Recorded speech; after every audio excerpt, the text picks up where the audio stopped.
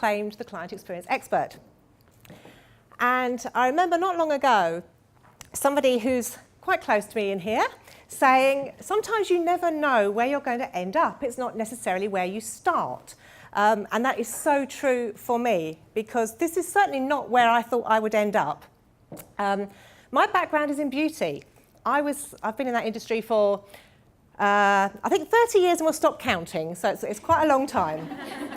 I have been a mobile therapist. I worked for other people in salon, spas and clinics, and I also had my own salons for 16 years, during which time I turned over a six-figure business. And then things changed.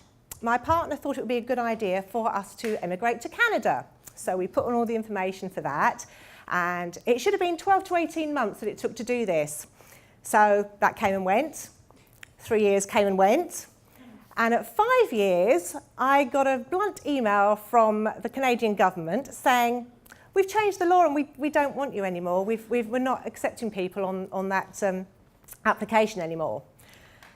By this time, I'd sold my business. So it was a case of, oh shit, what do I do now? I don't have a business. Do I want to go back into having a salon again, or do I want to do something else? And I was clearing out the house, as I do frequently, and I found one brochure from when I had my salon. And I was reading the testimonials at the back, and something struck me. The things that my clients had written about their experience with me was not about the treatments. It was all about how I'd made them feel. And that really struck a chord, and that was like my aha moment of what I was going to do next. So I'll ask you a question, ladies. How many of you think that you offer an exceptional experience to your clients already? Hands up.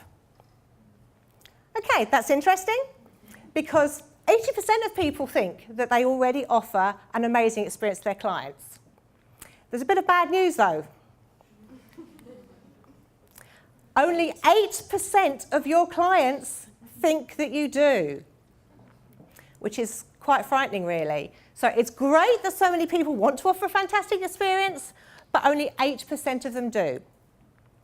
And 82% of your customers leave because they think they've received a bad experience. Now, on average, a business will lose 2/3 of its clients every year, which is bad enough. But knowing that 82% of those will leave because you gave them a bad experience, that's something you can do something about, ladies. So what I help you to do is to work out how you stop them leaving.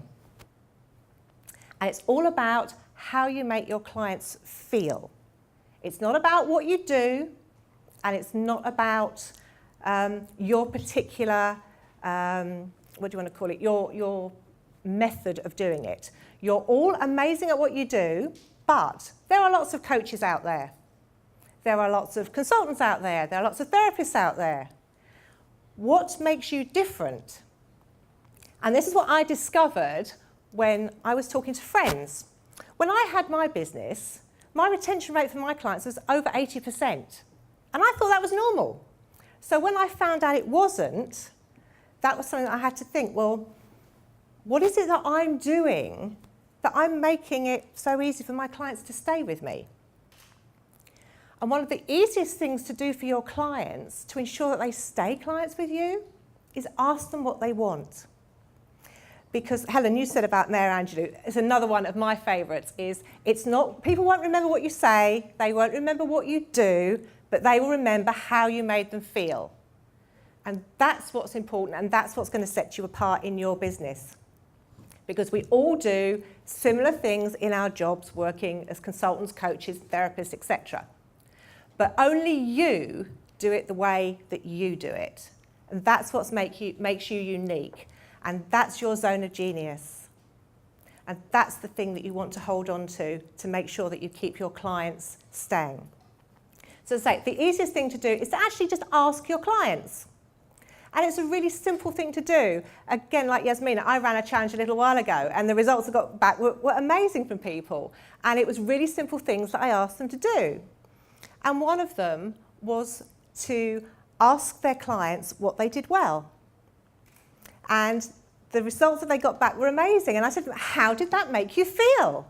That you've got all these people, all your clients saying how fantastic you are about what you do and how you do it. The other thing that I asked them to do was to contact their best client or their favourite client and take them out for either a lunch date or a coffee date and say, what am I doing well? What is it? Why is it that you come to me? And as a client, when I'm asked those kind of questions, it's lovely. If somebody asks me to give them a testimonial, I love doing it. How many of you actually ask your clients for testimonials? Not enough. Those of you that don't, why don't you? Is it you just don't think about it?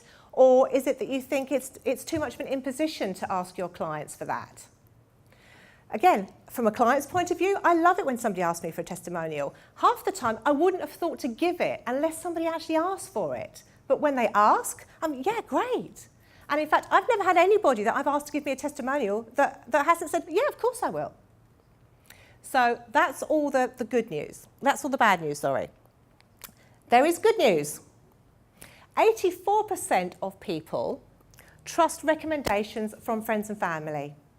How many of you have used a service or a person because they've been recommended to you? Yeah? Nearly everybody in the room. We much prefer that than the hit and miss of trying to find somebody on our own and having a bad experience about it. So much of it is about word of mouth. Again, it's how you made those people feel that they will then be happy to recommend you. And if you think about it, I expect everybody's heard of the 80-20 rule, yes? Yeah. So 80% of your business comes from just 20% of your clients. So those are the clients you want to nurture because that's your raving fan base and they are the ones that are going to do your marketing for you. If you think it costs between 6 and 8 times more to get a new client than it does to retain a client. So how much money are you wasting trying to recruit those 2/3 of the clients that you've lost every year when you could use those 20% of your clients that love you, love everything you do, will buy anything from you because they know, like, and trust you. So that's what you want to do, is build up that relationship. One of my bugbears, and those of you that have heard me speak at Denise's event the other day will know this, my bugbear, especially, I think banks are probably the worst at this, is that they will do a special offer. And what does it say in the small print? For new clients only. Shit, I've had my business with you for 15 years. And now you're giving the preferential treatment to some Joe that's walked off the street. What about my loyalty? How many of you are doing that with your clients and not realising it? That you're thinking, I need to bring in new clients all the time, so I'll give them the special offers, I'll give them the special promotions. And that's great, we all need new clients because you are going to lose them. But consider those that you've already got, that have already bought from you. It is so much easier to sell to somebody who has already bought from you because you've built up that know, like and trust. So remember that 84% of your recommendations can come from people that you've already dealt with.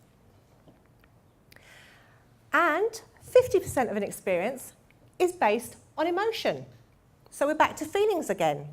So it doesn't matter what you say or what you do in your marketing, it's how you make your clients feel. Now, I know there's some very good copywriters in the room, and you know when you read good copy, because what do you read it and you go, that's me she's talking about, that's my problem, that's exactly what I need. And it's all about how they've made you feel. It's not about what they do, because there's lots of people that can do what you do, as we've said. How do they make you feel? And then the last one I've got here, 60% of clients are willing to pay more for a better experience. So I know with this event, Raymonda, you've had different levels, haven't you? So some of you have actually paid more to be here. Why did you do that? Because you expect a better experience. This, ladies, is why there's first class. Why there's VIP? Because some people want a better experience. And 60% of people are willing to pay more for that experience. So that's something that is so important to remember with our pricing. I think in this industry we can be all too quick to underprice ourselves and undervalue ourselves. And I know there's people here that are going to say, yes, you do that, because I've been kicked up the arse quite frequently in the last couple of weeks about this. And it's true, we do undervalue what we have. And if you think about it, if you can up your prices and 60% more people are going to buy, is that not worth doing? I will wrap it up quickly, Raymond, because I'm aware we want to keep to time. So your job, ladies, is to come up with the big vision ideas. Concentrate on your zone of genius and what you do well, and leave the rest to me, because my job is to ensure that all the details are taken care of and to make your big vision an exceptional client experience for your clients. And we've actually, Raymond and I have done a little thing today. There's a couple of mistakes in the room. There's at least two, isn't there, that we've put out. Because my thing is all about attention to detail. And I'm interested to know how many of you have very good attention to detail. So if you can spot at least two things in this room, we'll give you a clue, they're written things, that aren't quite right, come up and tell me, because I'd be interested to see how many of you have actually noticed. So, are you going to go on then? Yeah? Has anybody spotted the second one? You're not allowed to say. But there is another small one, so anybody that finds it, come and let me know, because it'd be really interesting to see. So thank you very much for your time, ladies, and thank you so much, Raymonda, for giving me this opportunity.